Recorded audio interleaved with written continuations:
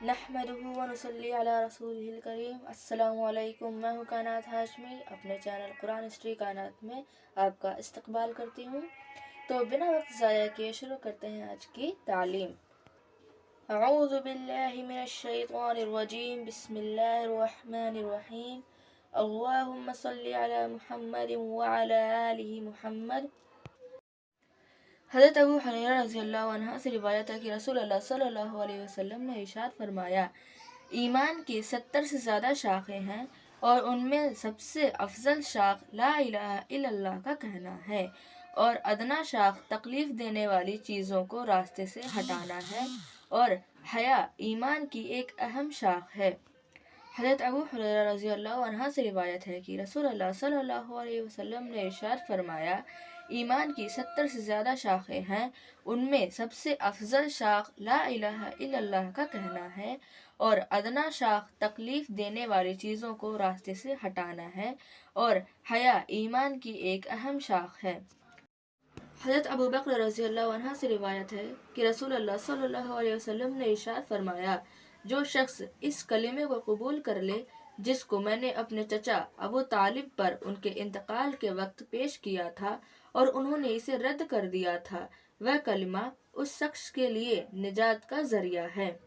حضرت ابو بکر رضی اللہ عنہ سے روایت ہے کہ رسول اللہ صلی اللہ علیہ وسلم نے ارشاد فرمایا، جو شخص اس کلمے کو قبول کر لے جس کو میں نے اپنے چچا ابو طالب پر ان کے انتقال کے وقت پیش کیا تھا اور انہوں نے اسے رد کر دیا تھا، وہ کلمہ اس شخص کے لیے نجات کا ذریعہ ہے۔ اللہ تعالیٰ نے کامیاب ایمان والوں کی ایک صفت یہ بیان فرمائی کہ وہ اپنی فرض نمازوں کی پابندی کرتے ہیں۔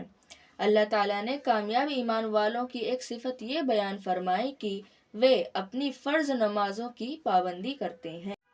اللہ تعالیٰ کا ارشاد ہے، ایمان والوں، جب جمعہ کے دن جمعہ کی نماز کے لیے اذان دی جائے تو تم اللہ تعالیٰ کی یاد یعنی خطبہ اور نماز کی طرف فوراً چل دیا کرو، اور خرید و فروخت اور اسی طرح دوسرے مشاغل چھوڑ دیا کرو، یہ بات تمہارے لیے بہتر ہے اگر تمہیں کچھ سمجھ ہو۔ اللہ تعالیٰ کا ارشاد ہے، ایمان والوں، جب جمعہ کے دن جمعہ کی نماز کے لیے اذان دی جائے تو تم اللہ تعالیٰ کی یاد یعنی خطبہ اور نماز کی طرف فوراً چل دیا کرو، اور خرید و فروخت اور اسی طرح دوسرے مشاغل چھوڑ دیا کرو، یہ بات تمہارے لیے بہتر ہے اگر تمہیں کچھ سمجھ ہو۔ اللہ تعالیٰ کا ارشاد ہے، اور سچ میں جھوٹ کو نہ ملاؤ اور جان بوجھ کر حق کو یعنی شرعی حکموں کو نہ چھپاؤ۔ اللہ تعالیٰ کا ارشاد ہے، اور سچ میں جھوٹ کو نہ ملاؤ اور جان بوجھ کر حق کو یعنی شرعی حکموں کو نہ چھپاؤ۔ اللہ تعالیٰ کا ارشاد ہے، کیا غضب ہے کہ تم لوگوں کو تو نیکی کا حکم کرتے ہو اور اپنی خبر بھی نہیں لیتے، حالانکہ تم کتاب کی تلاوت کرتے ہو جس کا تقاضا یہ تھا کہ تم علم پر عمل کرتے، تو پھر کیا تم اتنا بھی نہیں سمجھتے؟ اللہ تعالیٰ کا ارشاد ہے، قرآن کریم اپنی عظمت کی وجہ سے ایسی شان رکھتا ہے کہ اگر ہم اس قرآن کو کسی پہاڑ پر نازل کرتے اور پہاڑ میں شعور و سمجھ ہوتی تو آپ اس پہاڑ کو دیکھتے کہ وہ اللہ تعالیٰ کے خوف سے دب جاتا اور پھٹ جاتا۔ اللہ تعالیٰ کا ارشاد ہے، قرآن کریم اپنی عظمت کی وجہ سے ایسی شان رکھتا ہے کہ اگر ہم اس قرآن کو کسی پہاڑ پر نازل کرتے اور پہاڑ میں شعور و سمجھ ہوتی تو آپ اس پہاڑ کو دیکھتے کہ اللہ تعالیٰ کے خوف سے دب جاتا اور پھٹ جاتا۔ حضرت جابر بن عبداللہ رضی اللہ تعالیٰ عنہ روایت کرتے ہیں کہ رسول اللہ صلی اللہ علیہ وسلم نے ارشاد فرمایا، مسلمان فقراء یعنی فقیر مسلمان مالداروں سے 40 سال پہلے جنت میں داخل ہوں گے۔ حضرت جابر بن عبداللہ رضی اللہ عنہ سے روایت ہے کہ رسول اللہ صلی اللہ علیہ وسلم نے ارشاد فرمایا، مسلمان فقراء مسلمان مالداروں سے 40 سال پہلے جنت میں داخل ہوں گے۔ حضرت ابو ہریرہ رضی اللہ عنہ روایت کرتے ہیں کہ رسول اللہ صلی اللہ علیہ وسلم نے ارشاد فرمایا، فقراء مالداروں سے آدھے دن پہلے جنت میں داخل ہوں گے اور اس آدھے دن کی مقدار 500 برس ہوگی۔ حضرت ابو ہریرہ رضی اللہ عنہ روایت کرتے ہیں کہ رسول اللہ صلی اللہ علیہ وسلم نے ارشاد فرمایا، فقراء مالداروں سے آدھے دن پہلے جنت میں داخل ہوں گے اور اس آدھے دن کی مقدار 500 برس ہوگی۔ فائدہ، پچھلی حدیث میں غریب کا امیر سے 40 سال پہلے جنت میں داخل ہونے کا ذکر ہے۔ یہ اس صورت میں ہے کہ امیر اور غریب دونوں میں مال کی رغبت ہو۔ اس حدیث میں 500 سال پہلے جنت میں جانے کا ذکر ہے۔ یہ اس وقت ہے جب غریب میں مال کی رغبت نہ ہو اور مالدار میں مال کی رغبت ہو۔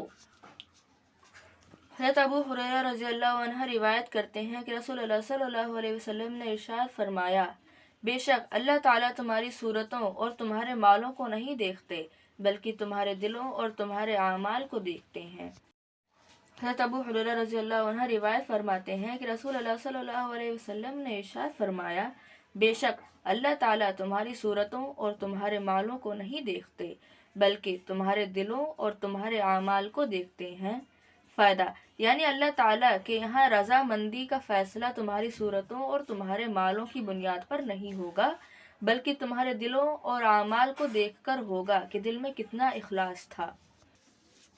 دوسرے مقام پر اللہ تعالیٰ نے موسیٰ علیہ السلام کی دعوت کو اس طرح ذکر فرمایا، فرعون نے کہا، موسیٰ یہ بتاؤ کہ تم دونوں کا رب کون ہے؟ موسیٰ علیہ السلام نے جواب دیا، ہم دونوں کا بلکہ سب کا رب وہ ہے جس نے ہر چیز کو اس کے مناسب صورت و شکل عطا فرمائی، پھر تمام مخلوقات کو ہر قسم کے فائدے حاصل کرنے کی سمجھ عطا فرمائی۔ فرعون نے موسیٰ علیہ السلام کا معقول جواب سن کر بےہودہ سوالات شروع کر دیا اور کہا، اچھا پچھلے لوگوں کی حالات بتائیے۔ موسیٰ علیہ السلام نے ارشاد فرمایا، ان لوگوں کا علم میرے رب کے پاس لوح محفوظ میں ہے۔ میرے رب ایسے جاننے والے ہیں کہ نہ غلطی کرتے ہیں اور نہ بھولتے ہیں۔ ان لوگوں کے اعمال کا صحیح علم میرے رب کو حاصل ہے۔ پھر حضرت موسیٰ علیہ السلام نے اللہ تعالیٰ کی ایسی عام صفات بیان فرمائی جسے ہر عام آدمی بھی سمجھ سکتا ہے۔ چنانچہ فرمایا، وہ رب ایسے ہیں جنہوں نے تمہارے لیے زمین کو فرش بنایا ہے اور اس زمین میں تمہارے لیے راستے بنائے اور آسمان سے پانی برسایا۔ سورۃ طٰہٰ آیت نمبر 49-54۔ محمد مصطفیٰ آئے، بہار اندر بہار آئی، زمیں کو چومنے جنت سے خوشبو